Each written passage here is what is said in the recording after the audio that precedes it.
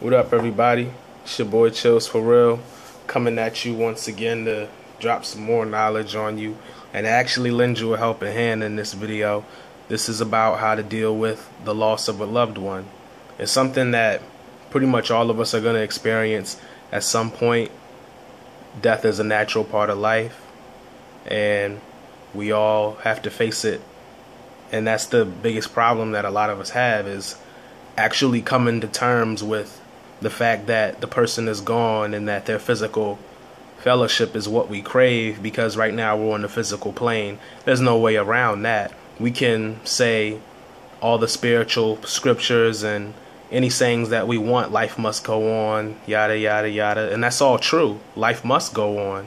And that's actually the most important thing to do when you're dealing with a death in the family or the death of a friend or a loved one, is you have to go on with life. It's essential. You just can't move forward if you're just looking back all the time, because you're just going to keep running into walls. What happens when you walk and you talk to somebody behind you and you look back at them? You end up walking into something. It's an obstacle. So we want to eliminate that. And the best way to do that is to look forward. And that's what your loved ones would want you to do. They want you to look forward, because they don't want the thought of themselves to stop you. And if you didn't have such a great relationship with them, or you feel like it ended on bad terms, just continue to focus on the positive, that you and them were actually really close at one point, or that that's still your family member, that was still your friend at some point in time. And they're still here in a way, because every time someone passes away, they leave a piece of themselves with their loved ones. So it's okay to talk it out in your mind, in your heart, or even out loud while you're in your room late at night or whatever time during the day. It doesn't matter. The point is that you addressed it and you were able to get it out of your system. And that's what the whole purpose of this video is for. And the next thing you need to do is learn how to accept the right help. A lot of times we might turn to things that aren't always what's best for us. Some people turn to drugs or anything physical that makes them feel good, sex, a bad habit, bad eating habits, or as you eat too much or you don't eat enough. I know I went through that when my mom passed away in November 2006, around the holiday season. As it kind of winded down in January, I lost 20 pounds in 20 days. And it was because I kept everything bottled up, but that was just how I was responding. I was always sleepy. I was always tired. It really didn't even hit me. Sometimes it's like you're in a state of shock for a little bit. You don't even know what hits you.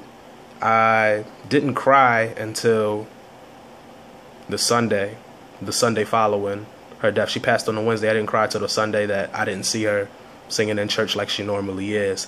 That's when it really hit me that, wow, she's gone. But a part of me was still in shock. So when we had the funeral and I saw her laying in the casket, I finally broke down again, for real this time, though. It wasn't just a little bit of shedding tears with my father. It was just like, wow, this is really it. And it really hurt. I was only 14 at the time. I just turned 14 right before, 2 weeks before. She passed on November 15th. Her birthday was November 7th. So it really hit our family really hard. And it wasn't like she had cancer or she had been sick for a long time. She just passed away. She came back home from the hospital. We thought everything was going to be okay.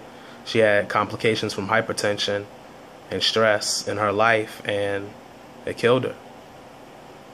So it was hard, but you know, I'm still here and I still make music, and I try to do what I can to keep myself happy and bring joy into other people's lives, whether it be with my music or saying hello, because you never know what anyone's going through. So always be willing to try to be kind to others when you're going through something, or even when you're not going through something, because you never know what storm people are weathering. But back to the whole point of this video is you want to come to grips with reality that physically they're not going to be here anymore, even though you want that. It's okay to crave that. There's nothing wrong with missing somebody. It's natural. And hold on to your faith, whatever that is, whether you practice Christianity, Islam, Buddhism, whatever. And even if you don't practice a religious faith, if you will, hold on to what you believe were the best memories, regardless of whether you believe in a universal God or not. I happen to believe in God, and I practice Christianity. And the whole point of it is to really just try to stay positive, be kind to others, stay compassionate, and live better every day. And, live what your respective leaders are teaching you. And that's the best way to go about things in any practice. And even if you're a non-believer or an atheist or what have you, hold on to what you love, whatever that passion is, because it's going to get you through some tough times. It's usually the best outlet other than exercise. If you love exercising is a great stress reliever. I wrote rhymes, as a lot of you know. I still do. But that became my therapy after my mother passed away. And it was really helpful. It was just like a release for me, because I felt like I didn't have anyone to talk to. And sometimes you're going to go through times where it feels like you don't have anyone to talk to. There's nowhere you can go. It's 4 a.m., everybody's asleep or something like that. So I just got up and I just started writing rhymes, whether it be about my mom's or having fun or just to get my mind off of it. And it really helped. It's important to have those moments where you just make sure that you follow your passions and do what you love, because it's really going to help you out. As far as accepting help goes, I know sometimes it can be hard. You might feel like you're being a burden to some people, but 9 times out of 10, or even sometimes 11 times out of 10, it's really no trouble at all, because some people that are really there for you, they kind of may or may not understand what you're going through. So it's okay for you to access that. And we all know what the borderline is between taking advantage and actually receiving help is. Some people don't because they're grieving so bad. But trust me, you'll start to figure it out when your so-called support system is acting a certain way towards you. You'll know if they feel like they're being taken advantage of or not. And I've always thought I was, so I didn't ask for any help. And then you have to find a healthy balance, because it's really rough. I just bottled everything up, and one day I just cried for 3 days straight, and I didn't know why. Sometimes you have unexplainable grief. Sometimes it happens. You could be having a great day. I'll never forget, I was on a trip as a camp counselor when I was 14, a few months after my mom passed away, the summer after, and I went to the bathroom and I just broke down, and I had no idea why. And it's just that it had been bottled up for so long, sometimes it just came out. And it stopped happening in about 2 years totally, but it became a less and less often occurring event as time went on. And what I held on to was the fact that I had a great relationship with my mother, and that we had a good conversation the morning that she passed away, because she passed away about probably 5 a.m. I talked to her about 12:30 a.m. So I felt like I had closure. I was able to hug her and kiss her and tell her I love her, and that I was glad that she was home, and then she went to a real home, which is heaven. And even if you don't get that closure, remember what I said. Just have your moment to yourself, and that a piece of them is already left with you, so you can still communicate with them. No matter how crazy it sounds, it actually really works. Because I do it sometimes, and I didn't have a bad relationship with my mom, but sometimes I can feel her. I don't know what it is. If it's I'm overcome with emotion, I really don't care. The fact is that it helps.